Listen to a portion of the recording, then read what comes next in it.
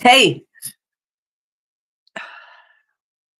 well, I'm having some lighting issues. Clearly, it's early in the morning, but there's supposed to be stream lights in the back. Not stream lights, but I'm in my office. And the question I want to ponder today is: are schools perpetuating a difficult time for students at home?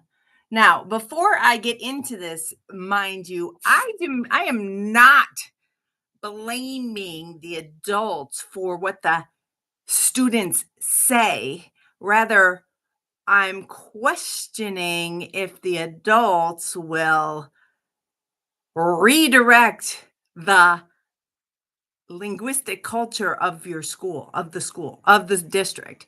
I was raised in a very small farming community. My friends had no idea where I lived. Well, some of them did, but how hard life was for me.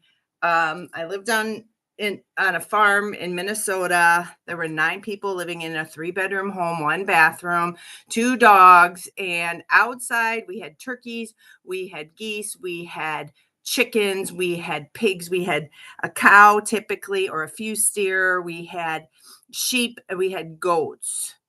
And the goats were so stinking cute, and so were the sheep. We were not raised in the church. My mom and dad rejected organized religion, and they liked to party, right? I mean, and that was very much the culture. My grandparents would come in from um, they would visit once or twice a year. They would come in from my paternal grandparents would come in and visit in the motorhome. We would have cocktail hour and when that was my favorite thing because that meant everybody was gathering to talk.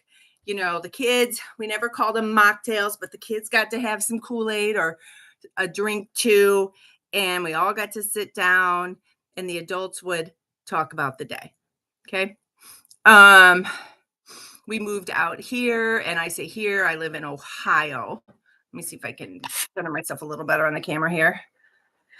And so we moved out to Ohio and came to this Northwest Ohio, which is the quietest quad in Ohio. Okay. We live in Lucas County, happens to be a blue county, has been blue since before we got here. I'm told by my friends who are and have some pretty strong political ideas that that this region stopped, or like the corporations moved out when the Democrats moved in. Sorry, Democrats. That's what I'm being told. Sorry, Republicans, if you feel like I'm talking about what you said, but I am. So going back to this school thing, um, I did not work in the schools. My first 10 years in this region, I worked at a residential home for people with disabilities, and just so you know, we had home goals like IHPs, individual home plans. Each person had certain expectations, just like you would find in a home.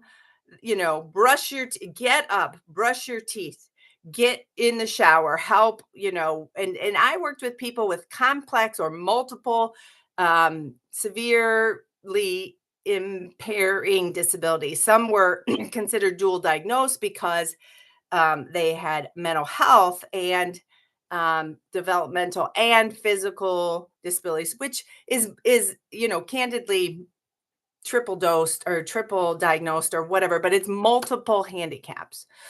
And so after that, I had a 20-year stretch in human resources.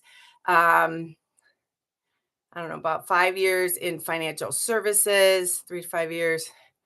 So I worked at Wall Street, technically, if you want to call Sylvania, Ohio, Wall Street. And then, because that's where the firm was, the Morgan Stanley firm that I worked for. And, but I interviewed 12 organizations and Morgan Stanley gave me a salary offer. So in the financial services space, this region, people didn't want to pay a salary, and I wanted and was seeking out something with a salary.